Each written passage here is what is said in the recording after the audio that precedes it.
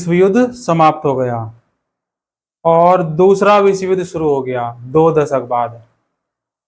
कितने दशक बाद? 2 दशक बाद दूसरा विश्व युद्ध शुरू हो गया और यह युद्ध की भीड़ दो खेमों के बीच हुआ। जैसे प्रथम विश्व युद्ध दो, भाई युद्ध में दो ही पार्टियां उतरती हैं, एक ए होगी एक बी होगी। तो पहला विश्व युद्ध समाप्त हो गया था और दूसरा विश्व युद्ध भी हुआ है ना।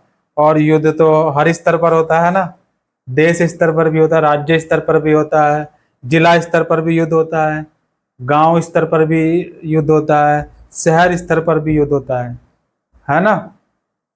तो दो खेमों की बात करेंगे।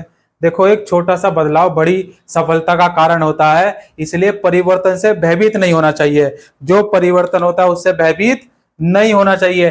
पहला विश्व युद्ध क्या हुआ? समाप्त हुआ और दूसरा विश्व युद्ध स्टार्ट हो गया। तो ये भी क्या है? एक गुट में दूरी शक्तियां किस किस के रहा? देखो, एक था मुख्य रूप से रूस, एक पार्टी में कौन था? रूस, जर्मनी और जापान, इटली। ये सब थे एक तरफ। और दूसरी तरफ कौन था? दूसरी तरफ था मित्र राष्ट्र। क्या था? मित्र राष्ट्र, मित्र राष्ट्र। ये क्या बहुत बड़ा खेमा था। और इस खेमे में कौन कौन था? ब्रिटेन था, इधर तरफ था ब्रिटेन, सोवियत संघ, सोवियत संघ, और कौन था? फ्रांस, अमेरिका, फ्रांस और अमेरिका। भाई शुरू हो गया, ठीक है। रूस, Germany, Japan, Italy, Britain, Soviet संघ, फ्रांस और अमेरिका, इस नाम से जाना जाता था। 6 साल तक यह युद्ध जमीन हवा, कितने साल तक चला यह युद्ध? यह दूसरा विश्व युद्ध चला 6 साल तक। और यह 6 साल तक चलने वाला जो युद्ध है किस किस पर लड़ा गया? देखो, जमीन पर भी लड़ा गया और हवा में भी लड़ा गया, जमीन पर भी लड़ा गया, हवा में भी लड़ा गया और पानी पर भी लड़ा गया। भाई जमीन पर, हवा पर वायुसेना, पानी पर वायुसेना और थल सेना और जल सेना, तीनों सेनाएं आ गई। देखो अब, ठीक है ना, तीनों जगह पर ये लड़ा गया। माना जाता है कि इस जंग के कारण प्रत्यक्ष या अप्रत्यक्ष रूप से करीब 6 करोड़ लोग मारे गए। इस युद्ध में कितने मारे गए? 6 करोड़ लोग मारे गए। कितने करोड़? 6 करोड़ लोग मारे गए। सोचो, अभी जो ये विमान हादसा हुआ इसमें 250 पौने 300 के लगभग जो है लोगों की मृत्यु हुई और कुछ बचे भी हैं। तो कितना दुख हुआ। और सोचो, दूसरे विश्व युद्ध में कितने करोड़ लोग मारे गए थे? 6 करोड़ लोग मारे गए थे। यह 1939 के वैश्विक जनसंख्या का लगभग 3% था। करोड़ों लोग घायल हुए। भाई करोड़ों मारे गए तो करोड़ों लोग घायल भी हुए। अब तक के युद्धों में मोर्चे पर मरने वालों की संख्या ज्यादा होती थी। कहां पर? मोर्चे पर मरने वालों की संख्या ज्यादा होती थी। क्या पर? जो बॉर्डर पर। मोर्चा कहां लगता है? मोर्चा लगता है बॉर्डर पर। और बॉर्डर राज्य स्तरीय भी होता है, देश स्तर, अंतरराष्ट्रीय स्तर पर भी होता है। तो मोर्चों पर, तो इस युद्ध में ऐसे लोग ज्यादा मरे जो मोर्चों पर लड़ नहीं रहे थे। यूरोप और एशिया के विशाल भूभाग तबाह हो गए और कई शहर हवाई बमबारी या लगातार गोलाबारी के कारण मिट्टी में मिल गए। बहुत गोलाबारी हुई, बहुत दबा के गोलाबारी हुई। और इस युद्ध में बेहिसाब आर्थिक और सामाजिक तबाही ने जन्म लिया। किसने लिया? आर्थिक और सामाजिक, आर्थिक और सामाजिक तबाही ने जन्म लिया। और ऐसे ऐसे हालातों में पुनर्निर्माण का कठिन और लंबा साबित होने वाला युद्धोत्तर काल में पुनर्निर्माण का हम दो प्रभाव के साय में जो आगे बढ़ा। पश्चिमी विश्व पश्चिमी विश्व में अमेरिका आर्थिक, राजनीतिक और सैनिक दृष्टि में एक वर्चस्वशाली ताकत बन चुका था। क्या बन चुका था? पावरफुल। कौन भाई? विश्व में अमेरिका आर्थिक, राजनीतिक और सैनिक दृष्टि से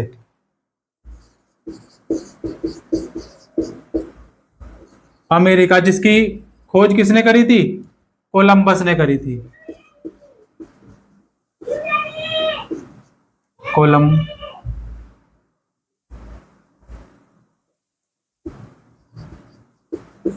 कोलंबस ने करी थी।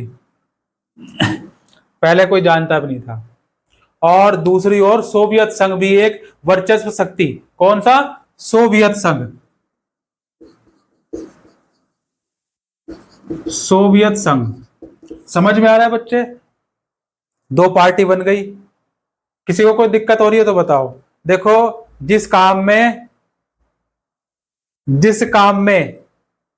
काम करने की हद पार ना हो, तो फिर वो काम किस काम का है ना?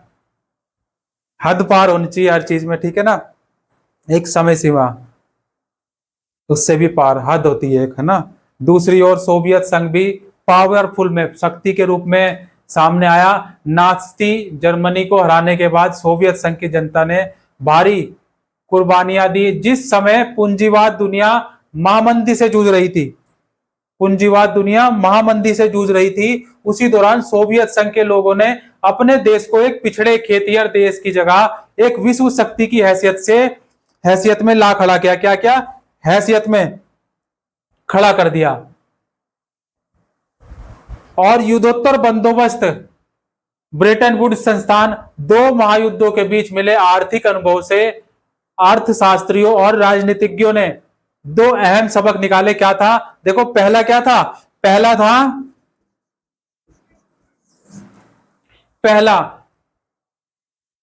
नंबर एक क्या था? वृहद उत्पादन पर आधारित किसी औद्योगिक, सामाजिक व्यापक उपभोग के बिना कायम नहीं रखा जा सकता, लेकिन व्यापक उपभोग को बनाए रखने के लिए यह आवश्यक था क्या? कि आमदनी काफी ज्यादा और स्थिर हो। क्या हो?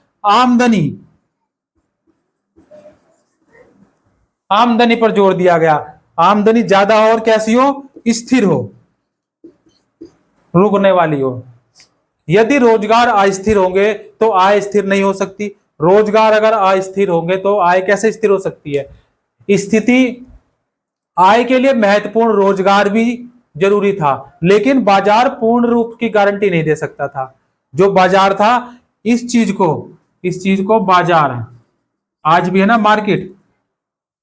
बाजार रोजगार भी जरूरी था, लेकिन बाजार पूर्ण रोजगार की गारंटी नहीं दे सकता था। कीमत, उपज और रोजगार में आने वाले उतार चढ़ाव को उनका नियंत्रण करने के लिए सरकार का दखल जरूरी था। किसका दखल जरूरी था? सरकार का। भाई सरकार क्या करे? दखल दे। सरकार का दखल देना जरूरी था। आर्थिक स्थिरता केवल सरकारी हस्तक्षेप के जरिए ही सुनिश्चित की जा सकती थी। और दूसरा तरफ बाहरी दुनिया के साथ आर्थिक संबंधों के बारे में था। पूर्ण रोजगार कौन सा था? दूसरा। पहला ये हो गया, तो दूसरा क्या था? दूसरा था पूर्ण रोजगार। दूसरा तरफ क्या था? बाहरी दुनिया के साथ आर्थिक संबंध। बाहरी दुनिया जो थी उसके साथ आर्थिक संबंध कैसा था? पूर्ण रोजगार का लक्ष्य केवल तभी हासिल किया जा सकता है जब सरकार के पास क्या हो? वस्तुओं, पूंजी और श्रम की आवाजाही को नियंत्रण करने की ताकत उपलब्ध हो। क्या कर सके सरकार? जो सरकार है, सरकार उसको नियंत्रण कर सके, ताकत उपलब्ध कराने में। और अगर संक्षेप की बात करें, संक्षेप में युद्धोत्तर अंतरराष्ट्रीय आर्थिक व्यवस्था का मुख्य उद्देश्य क्या था? उद्देश्य यही था कि औद्योगिक विश्व में क्या रहे? आर्थिक स्थिरता एवं यूरोप पूर्ण रोजगार बनाए रखा जाए। इस फ्रेमवर्क पर जुलाई 1944, ये जो फ्रेमवर्क था ना पूरा एकदम मॉडल, जिसको क्या कह सकते हैं हम? कार्बन कॉपी है। जुलाई 1944,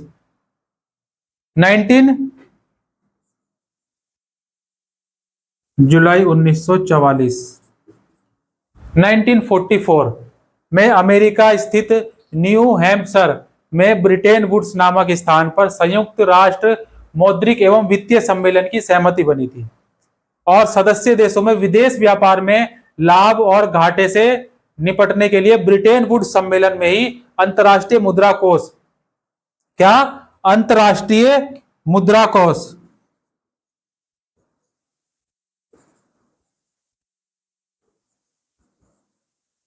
क्योंकि 4000 से ज्यादा बैंक धराशायी हो चुके थे, चौपट हो चुके थे, है ना। तो जुलाई 1944 में IMF, क्या IMF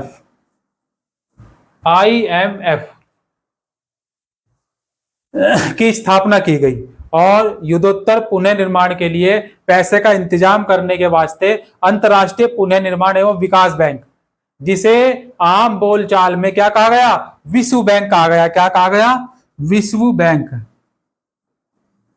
वर्ल्ड बैंक, है ना, विश्व बैंक का गठन किया गया और इस वजह से विश्व बैंक और IMF को ब्रिटेन वुड्स संस्थान या ब्रिटेन वुड्स ट्विन, जुड़वा संतान भी कहा जाता है। इसी आधार पर युद्धोत्तर अंतर्राष्ट्रीय आर्थिक व्यवस्था को अवसर ब्रिटेन वुड्स व्यवस्था भी कहा जाता है। विश्व बैंक और IMF ने क्या किया, 1947 में 1947 में वर्ष 1947 में 1947 में औपचारिक रूप से काम करना शुरू किया। क्या किया, औपचारिक रूप से काम करना शुरू किया और इन संस्थानों की निर्णय प्रक्रिया पर पश्चिमी औद्योगिक देशों का नियंत्रण रहता था। नियंत्रण किसके पास है, पश्चिमी औद्योगिक देशों का नियंत्रण रहता था, पश्चिम का नियंत्रण। और अमेरिका विश्व बैंक और IMF के किसी भी फैसले को वीटो कर सकता है। क्या कर सकता है, वीटो, वीटो एक अधिकार होता है, उसको कर सकता है। अंतर्राष्ट्रीय मौद्रिक व्यवस्था राष्ट्रीय व मुद्राओं और मौद्रिक व्यवस्थाओं को एक दूसरे से जोड़ने वाली क्या है, व्यवस्था है, पैसे को एक दूसरे से जोड़ती है। और ब्रेटन वुड्स व्यवस्था निश्चित विनिमय दरों पर आधारित होती है। क्या होती है, निश्चित विनिमय दरों पर आधारित होती है। और इस व्यवस्था में अंतर्राष्ट्रीय मुद्राएं, जैसे भारतीय मुद्रा रुपया हो गई, भारत की मुद्रा हो गई रुपया, डॉलर के साथ एक निश्चित विनिमय दर से बंधा हुआ था। $1 के बदले में कितने रुपए देने होंगे, $1 के बदले में कितने रुपए देने होंगे, यह स्थिर रहता था। डॉलर का मूल्य सोने से बंधा हुआ था। डॉलर का मूल्य किससे, सोने से, गोल्ड, ओल्ड इज गोल्ड। $1 की कीमत 35 ओस होने के बराबर निर्धारित की गई थी। कितनी, $1 की कीमत कितनी होगी, 35 ओस सोने के बराबर निर्धारित की गई। और प्रारंभिक युद्धोत्तर वर्ष में ब्रेटन वुड्स व्यवस्था ने पश्चिमी औद्योगिक राष्ट्रों और जापान के लिए व्यापार और आय में वृद्धि के एक अग्रप्रतिम युग का सूत्रपात किया। 1950 से लेकर 1950 1950 से लेकर कब तक, 1970 1970 के बीच विश्व व्यापार की विकास दर सालाना 8% से भी ज्यादा रही। कितनी रही, 8% से भी अधिक रही। और इस दौरान वैश्विक आय में लगभग 5% की दर से वृद्धि हो रही थी। विकास दर भी कमोवेश स्थिर ही थी, उसमें ज्यादा उतार चढ़ाव नहीं आए। इस दौरान ज्यादातर समय में अधिकांश औद्योगिक देशों में बेरोजगारी औसतन 5% से भी कम रहा, 5% से भी कम रहा। और इन दशकों में तकनीकी और उद्यम का व्यवसाय प्रसार हुआ। किसका हुआ, तकनीक, टेक्निक, क्या, टेक्निक। और टेक्निक ये देखो हमारी है ना, मैजिक एजुकेशन टेक्निक, ठीक। तो नई नई टेक्निक्स का क्या हुआ, आविष्कार हुआ। इसलिए आधुनिक तकनीक से चलने वाले संयंत्र और उपकरणों में आयात पर बेहिसाब पूंजी निवेश किया गया, बेहिसाब किया गया। औपनिवेशीकरण और स्वतंत्रता, दूसरा विश्व युद्ध खत्म होने के बाद, जब दूसरा विश्व युद्ध समाप्त हुआ, उस युद्ध के समाप्त समाप्त होने के बाद दुनिया का एक बहुत बड़ा भाग यूरोपीय औपनिवेशिक, बहुत बड़ा बड़ा भाग दुनिया का औपनिवेशिक शासन के अधीन था। और अगले 2 दशकों में एशिया और अफ्रीका में ज्यादातर उपनिवेश स्वतंत्र स्वाधीन राष्ट्र बन चुके थे। क्या बन चुके थे? स्वतंत्र स्वाधीन राष्ट्र बन चुके थे। लेकिन ये सभी देश गरीबी व संसाधनों की कमी से जूझ रहे थे। किससे? गरीबी,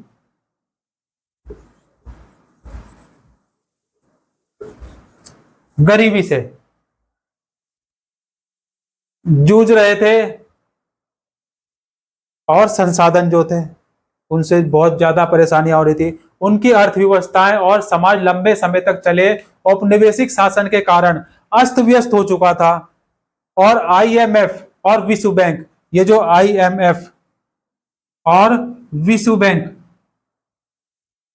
का गठन तो औद्योगिक देशों की जरूरतों को पूरा करने के लिए किया गया कि भाई ये जो औद्योगिकों की जो जरूरत है, औद्योगिक देशों में जो जरूरतें हैं, उन जरूरतों को पूरा करने का, कंप्लीट करने का लिए इसका क्या था? उद्देश्य था। इसी उद्देश्य से इसको गठित किया गया।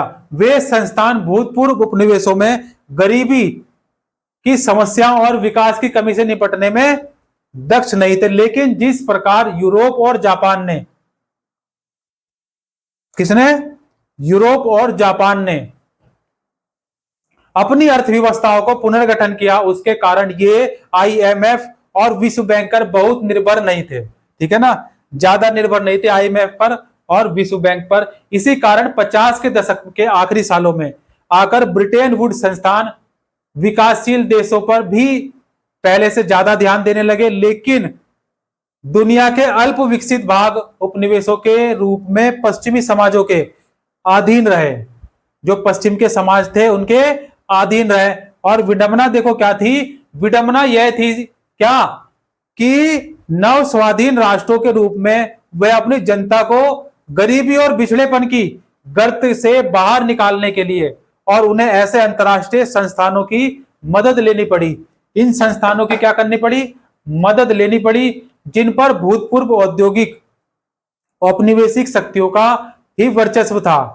औपनिवेशीकरण के बहुत साल बीत जाने के बाद भी बहुत सारे नव स्वाधीन राष्ट्रों की अर्थव्यवस्थाओं पर भूतपूर्व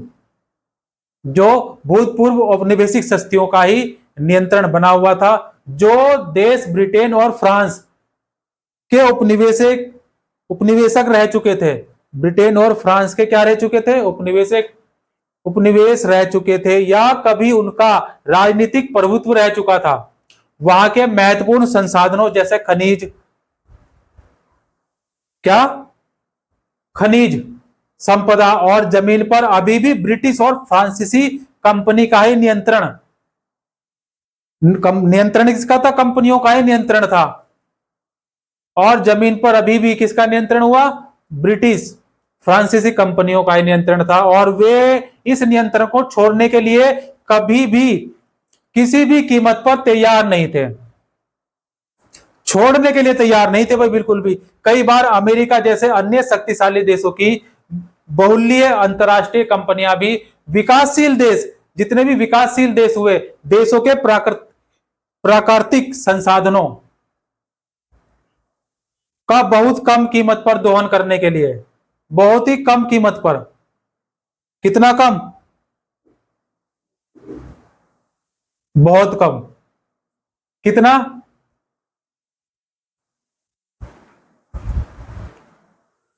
देखो, ज्यादातर विकासशील देशों में 50 और 60 के दशक में पश्चिमी अर्थव्यवस्थाओं की तेज प्रगति से कोई लाभ नहीं हुआ। इस समस्या को देखते हुए उन्होंने एक नई अंतरराष्ट्रीय आर्थिक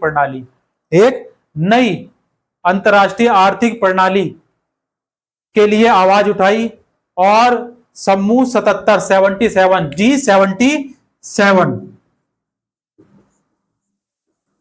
G77 के रूप में क्या संगठित हो गए। NIEO से उनका आशय एक ऐसी व्यवस्था से था जिसमें उन्हें अपने संसाधनों पर सही मायनों में नियंत्रण मिल सके, उसमें उन्हें विकास के लिए जो विकास करना है, विकास के लिए अधिक सहायता मिले, कच्चे माल के सही दाम मिले, जो कच्चा माल है उसके क्या मिले, सही दाम मिले, और अपने तैयार माल को विकसित देशों के बाजारों में बेचने के लिए क्या है, बेहतर पहुंच मिले, कि वो अपने माल को विदेशों में भी बेचने के लिए सुविधा, हर तरह की सुविधा मिले। ब्रेटन वुड्स समापन, ब्रेटन वुड्स समापन। और देखो वैश्वीकरण, वैश्वीकरण की शुरुआत कैसे हुई?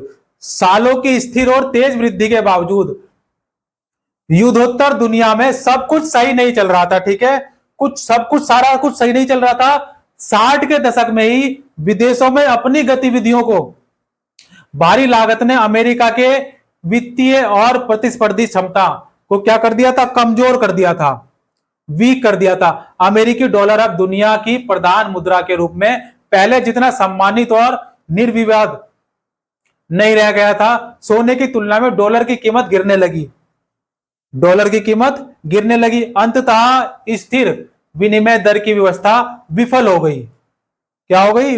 विफल हो गई। प्रभावमय या अस्थिर विनिमय की दर की व्यवस्था शुरू की गई 70 के दशक के मध्य में, 70 अंतरराष्ट्रीय वित्तीय संस्थाओं में भारी बदलाव आए। अब तक विकासशील देश कर्जे में और विकास संबंधी सहायता के लिए अंतरराष्ट्रीय संस्थानों की शरण में जा रहे थे, शरण ले सकते थे। अब उन्हें पश्चिम के व्यावसायिक बैंकों और निजी ऋणदाता संस्थानों के से कर्ज लेने के लिए बाध्य किया जाने लगा कि भाई क्या करो, कर्ज लो और विकास हो। विकासशील विश्व में समय समय पर कर्ज संकट पैदा होने लगा। इससे क्या हुआ?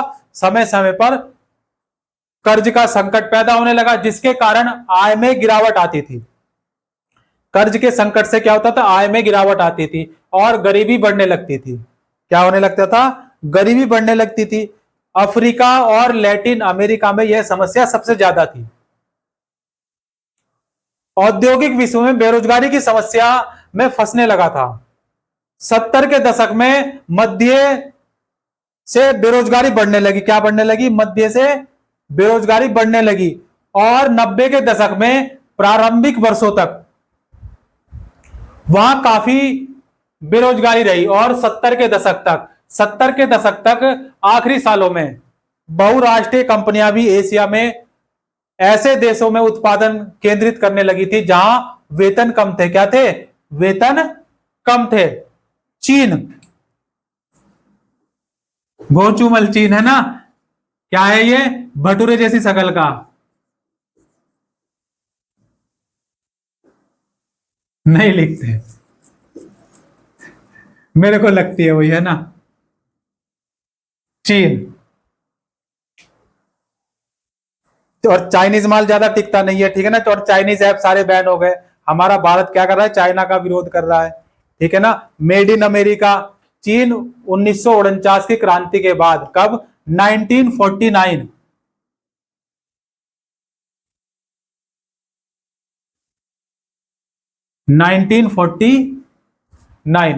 1949 की क्रांति के बाद विश्व अर्थव्यवस्था से अलग थलग ही गया था।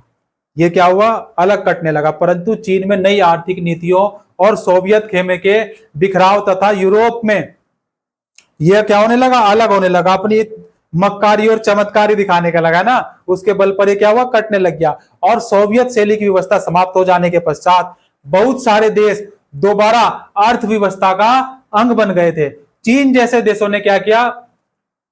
जैसे देशों ने वेतन तुलनात्मक रूप से कम थे, फलस्वरूप विश्व बाजारों पर अपना प्रभुत्व कायम करने के लिए प्रतिस्पर्धा कर विदेशी बहु अंतरराष्ट्रीय कंपनियों ने क्या किया? इनका जमकर निवेश करना शुरू कर दिया। क्या आपने इस बात पर ध्यान दिया? किस बात पर? कि हमारे ज्यादातर टेलीविजन, मोबाइल फोन्स, खिलौने चीन से बने होते हैं या वहां के जैसे ही लगते हैं, है ना? नहीं लगते। और अब हमारी जो भारत सरकार है, भारतवासी है, वो क्या करें? चीन का विरोध। भाई मेड इन चाइना नहीं, क्योंकि चाइनीज माल ज्यादा टिकता नहीं है। यानी कि चीनी अर्थव्यवस्था की अल्प लागत अर्थव्यवस्था और खास तौर से वहां के कम वेतन का नतीजा है। उद्योग कम वेतन वाले देशों में ले जाने से वैश्विक व्यापार और पूंजी प्रभाव पर क्या हुआ, गहरा असर पड़ा। पिछले 2 दशक में भारत, चीन और ब्राजील, कौन, भारत, चीन और ब्राजील अर्थव्यवस्थाओं में आई भारी बदलाव के कारण दुनिया का आर्थिक भूगोल पूरी तरह बदल चुका है। क्या बदल चुका है? जो पूरा आर्थिक भूगोल है वो बदल चुका है। और उन लोगों पर अपना वक्त बर्बाद करना छोड़ दीजिए जिन्हें आपकी कोई परवाह नहीं है। मिलते हैं ब्रेक के बाद।